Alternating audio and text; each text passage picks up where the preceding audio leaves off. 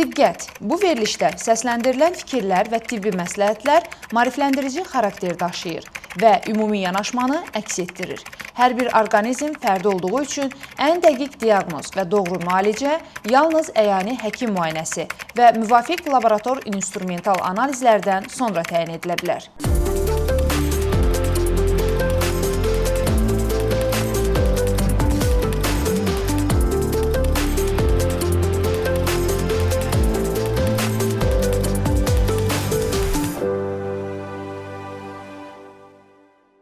Salam, mən İnci Laboratoriyalarının mərkəzi filialının laboratoriya həkimi uzman doktor Leyla İbrahim xanıyam. Doktor, qonşumda keçən ay onkomarker analizi ilə erkən mərhələdə xərçəng tapıblar. Mən də tam sağlam adamam. Amma ehtiyat üçün gəlmişəm ki, bütün onkomarkerləri yoxlatdırım. Hansılarını verməliyəm?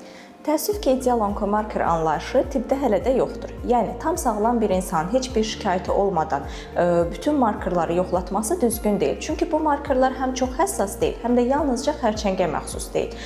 Hətta son məqalələr göstərir ki, onkomarkerlar daha çox müalicənin izlənilməsi və xəstəliyin geri qayıdıb-qayıtmadığını yoxlamaq üçün istifadə olunur. Yəni, siz gəlib həkim məsləhəti olmadan bütün onkomarkerları verməniz düzgün deyildir.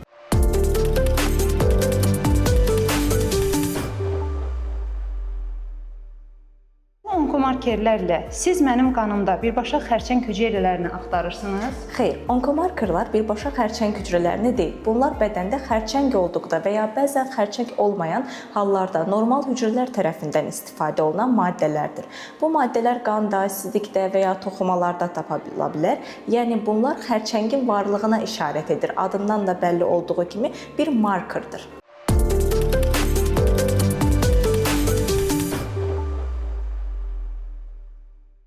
Terapevtin bəzi şikayətlərimə görə onkomarker istədi və analiz nəticəm yüksək çıxıb. Çox qorxuram. Bu mütləq xərçəng deməkdir. Qətiyyən xeyr. Tək başına onkomarkerlar yüksəkliyi xərçəng diaqnozu qoymaq üçün kifayət deyil. Çünki onkomarkerlar xərçəng olmayan hallarda da, məsələn, iltihablarda, siqaret çəkmə zamanı və ya orqanizmdə digər dəyişikliklər zamanı da yüksələ bilər. Məsələn, CA markeri siqaret çəkənlərdə daha yüksək olur ya da PSA ilə sadəcə prostat iltihabında ya da kateter istifadəsi zamanı belə arta bilər. Ona görə də klinik vəziyyətinizlə bərabər dəyərləndirilməsi lazımdır bu markerların.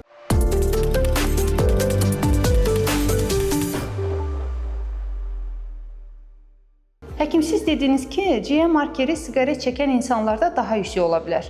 Mən də bağırsaq əməliyyatı olmuşam və mütəmadi CA analizi verirəm. Həkimim də məndən siqaret çəkib çəkmədiyimi soruşmuşdu. Siqaretin bu analizlə nə əlaqəsi var ki? Bəli, bu çox vacib məqamdır. CA markeri siqaret çəkən insanlarda siqaret çəkməyənlərə nisbətən daha yüksək ola bilər. Bu isə hər zaman xəstəliyin rezidivi və ya xərçəngin yenidən qayıtması demək deyil. Siqaret tüstüsü orqanizmdə müəyyən iltihabi və metabolik dəyişiklikləri yaratdığı üçün markerların səviyyəsinə təsir göstərib yüksək göstərə bilər. Hətta bəzi laboratoriyalarda siqaret çəkən və çəkməyən şəxslər üçün ayrı-ayrı referans interval təqdim edilib. Yəqin ki, həkiminizdə buna görə soruşub siqaret çəkib çəkmədiyinizi.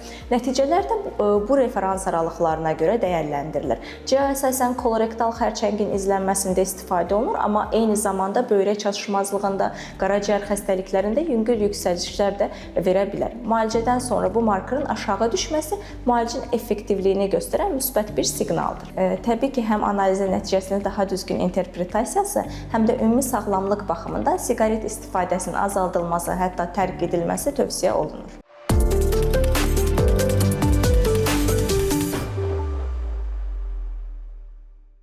Bütün onkomarkerlər normal çıxıb, indi 100% əmin ola bilərəm ki, məndə xərçəng yoxdur. Təəssüf ki, mənfi nəticə xərçəng riskini tamamilə istisna etmir. Bəzi xərçəng xəstəliklərində bu markerlar heç vaxt yüksəlməyə bilər. Bu səbəbdən markerları həmişə müayinə, rentgen, ultrasəs kimi digər üsullarla birlikdə qiymətləndirilməsi vacibdir.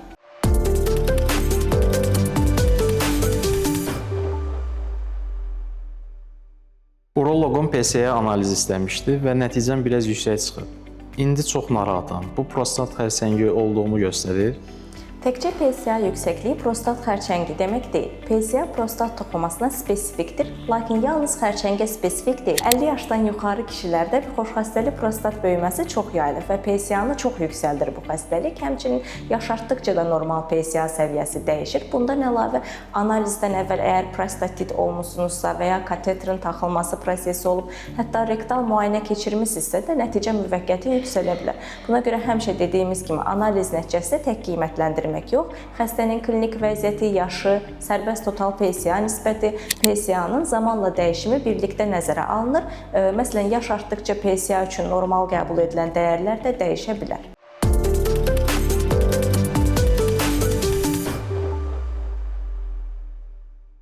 Doktorum yumurtalıq kistasına görə CA125 analiz istəmişdi, verməmişdim. İndi isə aybaşı dövründəyəm, verə bilərəmmi? Bunun təsiri var? Bəli, var. CA125 markerının səviyyəsi aybaşı zamanı və ya hamiləlikdə bir qədər yüksələ bilər. Buna görə də yaxşı olar ki, analizinizi düzgün vaxtda, yəni aybaşından sonra verəsiniz.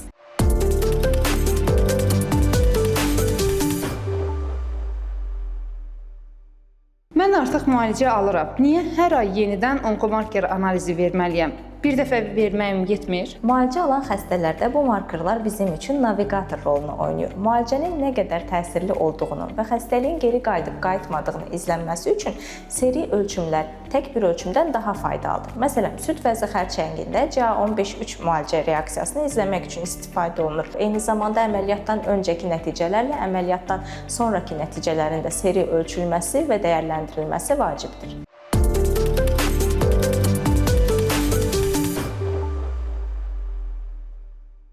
Doktor, mənim AFP nəticəm yüksək çıxıb, amma məndə xərçəng yoxdur. Sadəcə hepatitim var. Bu normal haldır? Bəli, alfa-fetoprotein yalnızca qaraciyər xəstəliyində deyil, xoşxəstəli qaraciyər xəstəliklərində, hepatit, sirroz və hətta hamiləlikdə də yüksələ bilər. Buna görə də biz bu markeri mütləq ultrasəs müayinəsi ilə birlikdə dəyərləndiririk.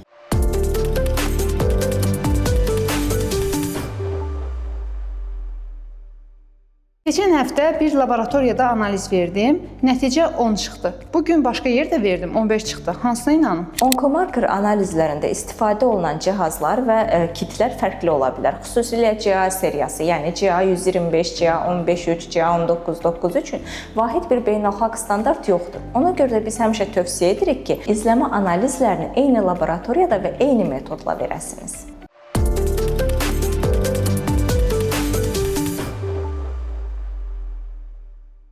Doktor, ailəmdə süd vəzi xərçəngi var. Mən onkomarkerlə yoxsa genetik analizlə yoxlanmalıyam?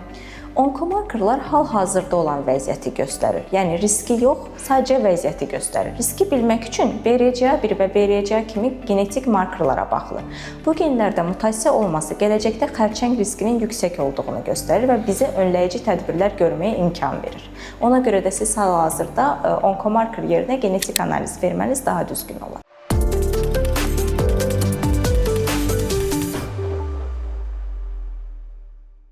Doktor, yoldaşımdan hamiləlik testi kimi tanınan xeyli analiz istəyiblər. Bu nə dərəcədə doğrudur?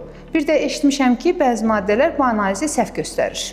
Çox doğru sualdır. HCG yalnız hamiləlikdə deyil, kişilərdə testis, xaya tümörlərində və hər iki cinsdə qeyri-hücrəli tümörlərin izlənməsində çox vacib bir onkomarkerdir. Sizin qeyd etdiyiniz maddəyə gəldikdə isə bəli, kannabis istifadəsi HCG nəticələrində yanlış yüksək nəticələrə səbəb ola bilər. Bu analizin nəticəsi müalicənin gedişatının izlənməsi üçün ən etibarlı vasitələrdən biridir.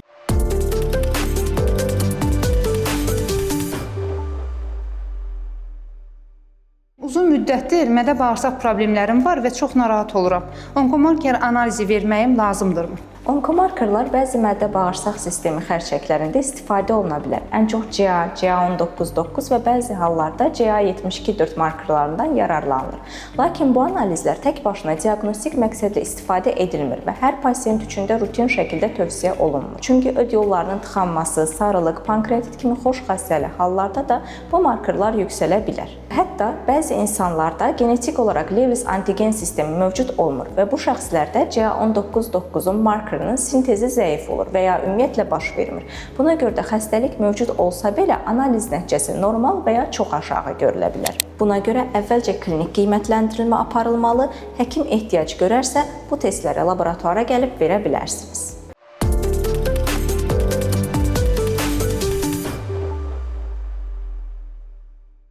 Suallarınız üçün təşəkkür edirəm. Ən sonda xatırlatmaq istəyirəm ki, bu onkomarkerlər çox ciddi testlərdir və bu testləri check-up məqsədi ilə istifadə etmək qətiyyən düz deyil.